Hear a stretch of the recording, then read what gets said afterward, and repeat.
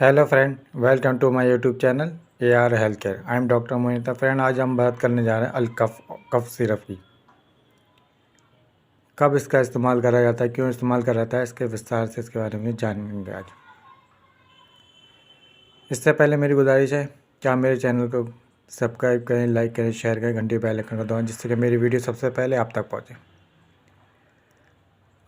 Cough syrup, इसका इस्तेमाल नज़ला, खांसी, ज़ुकाम, नाक का बहना, बलगम जम जाना, गले में खराशे पड़ना, बहुत ज़्यादा छींके आना, बेचैनी रहना, ठंड लग जाना, इस सब को दूर करने के लिए अलकफ सिरप का इस्तेमाल किया जाता है। ये बहुत ही बढ़िया सिरप है। इसमें सॉल्ट जान लेते हैं। इसमें ब्रोक्साहेक्साजिन हाइड्रोक्लोराइड, टर्बुटालिन सल्फेट, गुआइफेनिसिन, एमेंथोल सिरप।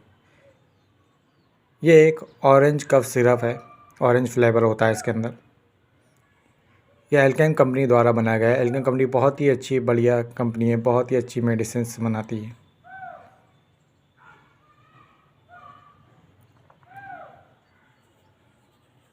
जान लेते हैं इसकी MRP।